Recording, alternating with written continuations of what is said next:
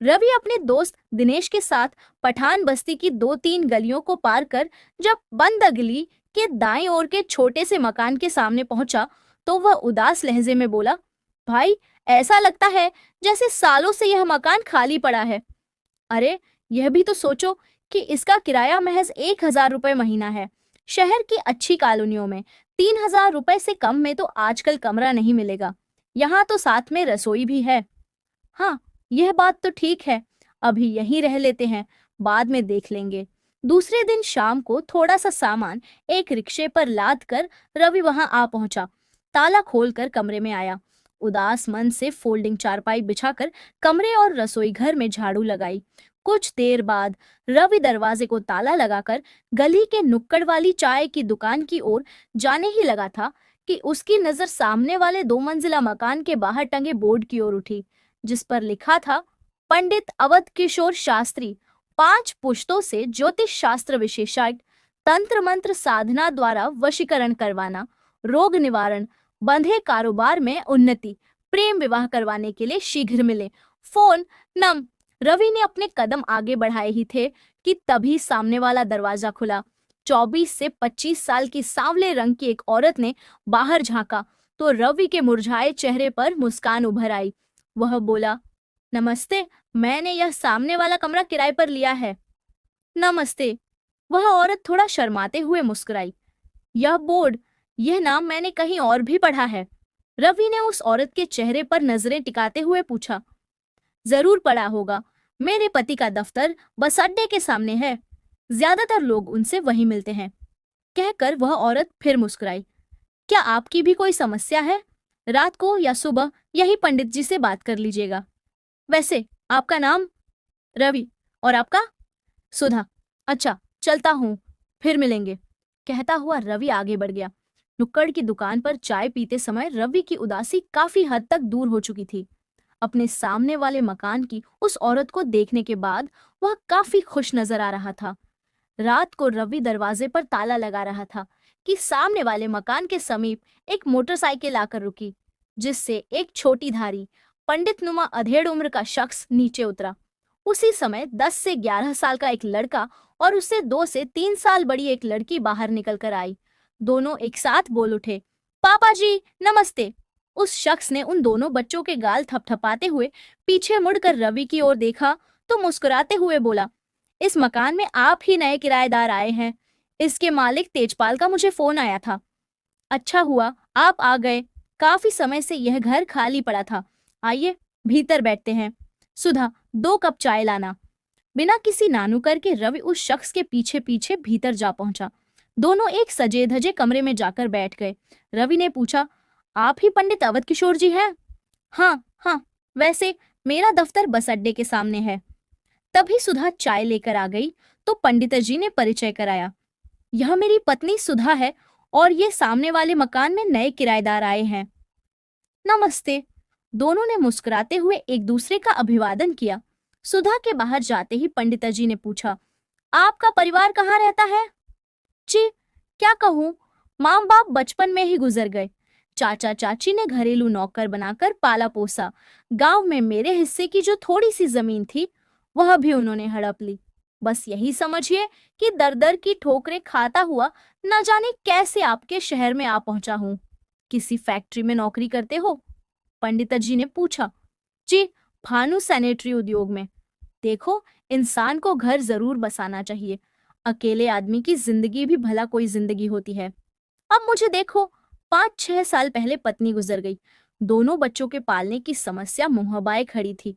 फिर घर की जिम्मेदारियां भी थीं और जीवन साथी की जरूरत का एहसास भी था। 42 साल की उम्र में दूसरी शादी कर ली। ढूंढने पर गरीब घर की सुधा मिल गई, जो हर लिहाज से नेक पत्नी साबित हो रही है। वैसे तुम्हारी उम्र कितनी है? 27 से 28 साल होगी। रवि उदास लहजे में बोला। पहले मैं नूरा बस्ती में रहता था। वहां एक लड़की पसंद भी आई थी, पर वह किसी पढ़े लिखे बाबू की पत्नी बनना चाहती थी। हालांकि उसका बाप हमारी फैक्ट्री में ही नौकरी करता है, लेकिन उस लड़की को अपनी खूबसूरती पर घमंड है। अरे भाई, देखने में तो तुम भी हट्टे कट्टे और तंदुरुस्त नौजवान हो। पंडित जी हंसते हुए बोले। कहो तो उसी लड़की से तुम्हारे फेरे डलवा दें। क्या ऐसा मुमकिन है क्या? रवि को तो जैसे मुंह मांगी मुराद मिल गई। बेटा, मैं ज्योतिष का ही नहीं, तंत्र मंत्र का भी अच्छा माहिर हूँ। ऐसा वशीकरण मंत्र दूंगा कि वह लड़की तुम्हारे कदमों में लिपटती नजर आएगी। सच? रवि ने खुशी से झूमते हुए पूछा। क्या आप आज यानी जल्दी ही वह वशीकरण मंत्र मुझे दे सकेंगे? कहीं ऐसा ना हो कि देर हो जाने पर वह किसी दूसरे शख्स की दुल्हन बन जाए। अरे, मैंने तो अभी तक तुम्हारा नाम भी नहीं पूछा। पंडित जी ने उसकी ओर देखा। जी, रवि। बहुत अच्छा। अभी कहाँ जा रहे हो? मैं ढाबे पर खाना खाने। घर पर खाना नहीं बना सकता मैं। चलो, आज हमारे साथ ही खा लेना। पंडित जी ने पत्नी सुधा को आवाज लगाई। थोड़ी देर में भोजन की 2 थालियां ले आना। रवि भी मेरे साथ ही खाना खाएंगे। पंडित जी, आप बेकार में तकलीफ कर रहे हैं। मुझे तो ढाबे पर खाने की आदत ही है। वैसे आपने जो वशीकरण मंत्र की बात कही है, उसकी फीस कितनी होगी? कल शाम को मेरे दफ्तर आ जाना, वहीं फीस की बात कर लेंगे। तुम तो अब हमारे पड़ोसी हो, काम हो जाने पर मुंहमांगा इनाम लेंगे। भाई, तुम्हें मनपसंद पत्नी मिल जाए, यही हमारी फीस होगी। वैसे ज्यादा क्या, शगुन के तौर पर 1100 रुपए दे देना। तभी सुधा भोजन की 2 थालियां लेकर आ गई। स्वादिष्ट भोजन करने के बाद रवि को उस रात गहरी नींद आई। अगले दिन शाम के 6 बजे रवि पंडित जी के दफ्तर जा पहुंचा। उन्होंने उसके लिए फौरन चाय मंगवाई। बातचीत का सिलसिला शुरू हो गया। थोड़ी देर बाद कागज का एक टुकड़ा पंडित जी ने रवि के सामने रखा। मैंने वशीकरण मंत्र पहले ही लिख रखा था, इसे ठीक से पढ़ लो। यह तो साधारण सा मंत्र है, रवि ने खुशी जाहिर करते हुए कहा। अब इसके जाप की विधि? हाँ, हाँ, वही बताने जा रहा हूँ। इस खाली जगह पर उस लड़की का नाम लिख देना, वही बोलना है। रवि ने मंत्र पढ़ना शुरू या और खाली जगह पर मधु का नाम लिया तो पंडित जी मुस्कुराए। लड़की का नाम तो काफी अच्छा है, अब तुम्हें परेशान होने की जरूरत नहीं। वैसे तुम्हारी ड्यूटी तो शिफ्ट में होगी? नहीं, आजकल मैं मैनेजर साहब के दफ्तर में चपरासी की ड्यूटी बजा रहा हूँ। सुबह 10 बजे से शाम 6 बजे तक। इसमें कोई समस्या तो नहीं है? नहीं, नहीं। अब ध्यान से सुनो। हर रोज रात को सोने से पहले एक माला फेरनी होगी। 40 दिनों तक इसी क्रम को दोहराना है। तुमने क्या बताया था? वह लड़की नूरा बस्ती में रहती है? जी हाँ। जब भी रात को माला फेरने बैठो तो तुम्हारा चेहरा उस लड़की के घर की दिशा में ही होना चाहिए। दिशा का ठीक ठीक अंदाजा है ना? जी हाँ। बस, अब तुम एकदम बेफिक्र हो जाओ। हर दूसरे चौथे दिन मधु की गली के चक्कर लगाते रहना। तुम खुद अपनी आंखों से देखोगे कि तुम्हारे प्रति उसकी चाहत किस कदर बढ़ती चली जा रही है। यह लो तावीज, जरा ठहरो, मैं इस पर गंगा जल छिड़क देता हूँ। पंडित जी ने कोई मंत्र बुदबुदाते हुए बोतल में से पानी के कुछ छींटे तावीज पर फेंके और फिर उसे रवि के बाएं बाजू पर बांध दिया। जाओ, तुम्हारी सभी मनोकामनाएं पूरी होंगी। रवि ने जेब से 111 रुपए निकालकर पंडित जी के हाथ पर रख दिए। बेटा, 40 दिन के बाद पंडित अवध किशोर का चमत्कार देखना। अच्छा, मुझे अभी एक यजमान के यहाँ जाना है। रवि अपने कमरे का ताला खोल रहा था कि सामने से सुधा की आवाज सुनाई दी। नमस्कार, पंडित जी ने सुबह मुझे सब कुछ बता दिया था। मंत्र जाप की विधि सीख ली और तावीज भी बंधवा लाए। कितने दे आए? 1100 रुपए, रवि ने मुस्कुराते हुए बताया। गनीमत है कि 2100 या 3100 रुपए नहीं, ऐंठ लिए। सुधा ने मजाकिया लहजे में कहा। अब तो पूरे 40 दिन बाद ही प्रेमिका आपके पीछे पीछे चल रही होगी। खैर, चाय पियेंगे आप? रहने दो, बच्चे बेकार में शक करेंगे। रवि ने सुधा की आंखों में झांका। दोनों ट्यूशन पढ़ने गए हैं, घंटे भर बाद लौटेंगे। उस दिन चाय पीते समय रवि ने महसूस किया कि सुधा उसकी तरफ खींच रही है। उसकी हर अदा में छिपे न्योते को वह साफ साफ समझ रहा था। हफ्ते भर बाद एक दिन रवि शाम को 5 बजे ही अपने कमरे पर लौट आया। दरवाजा खुलने की आवाज सुनते ही सुधा ने बाहर झांका। फिर बाहर सुनसान गली का मुआयना करने के बाद वह तेज कदमों से रवि के कमरे में आ पहुंची। जल्दी से यहाँ आ जाओ, मैं चाय बनाती हूँ। चाय तो बाद में पी लेंगे, पहले जरा मुंह तो मीठा कराओ। कहते हुए रवि ने सुधा को बाहों में कसते हुए उसके होठों पर चुंबनों की झड़ी सी लगा दी। अरे अरे, क्या करते हो?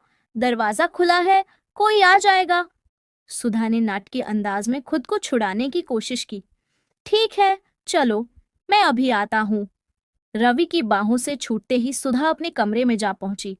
उस दिन चाय पीते समय रवि और सुधा के बीच काफी बातें होती रहीं। सुधा ने बताया कि उसके माता पिता भी जल्दी ही चल बसे थे।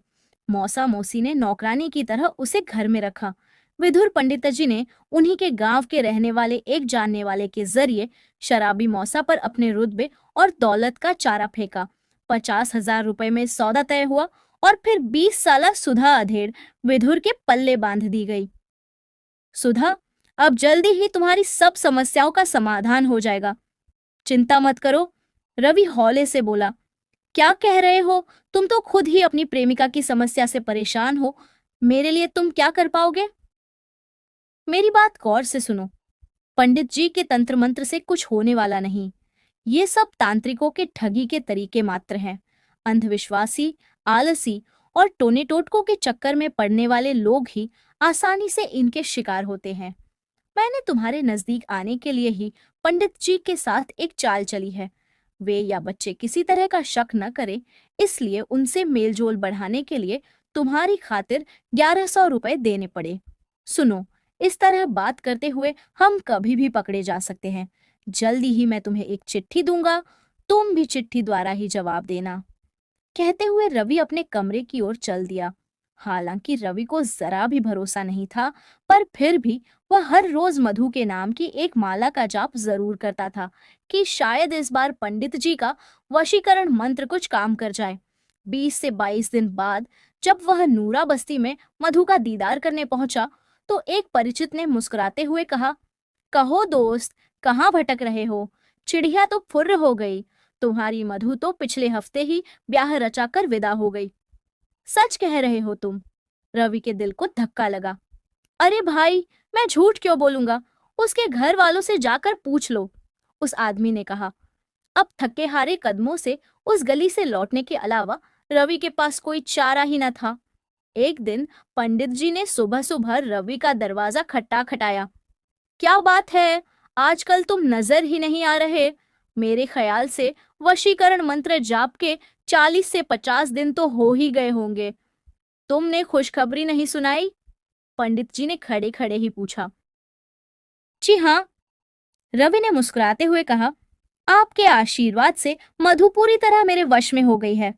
धन्य है आप, और धन्य है आपका वशीकरण मंत्र। बहुत अच्छे। कहते हुए पंडित जी बाहर चले गए। उसी दिन शाम को जब बच्चे ट्यूशन से लौटे, तो सुधा को घर में ना पाकर उन्होंने पंडिता जी को फोन किया। वह फौरन ही घर आ पहुंचे।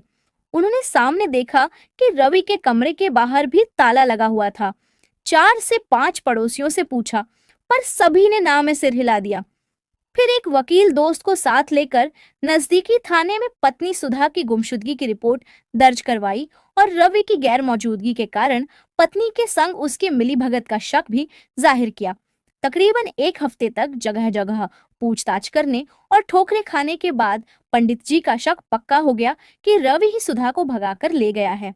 इसी सिलसिले में पंडित जी अपने साथ वाले दफ्तर के बंगाली तांत्रिक से बातचीत कर रहे थे, तो उसने हंसते हुए कहा, पंडित जी, आप खुद को ज्योतिष शास्त्र का माहिर कहते हो।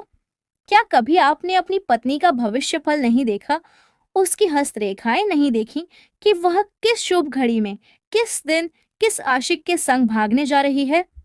चुप भी रहो यार, क्यों जले पर नमक छिड़कते हो? पंडित जी गुस्से से बोले। तुमने उस नौजवान का क्या नाम बताया था जिसके साथ उसने भागने? रवि।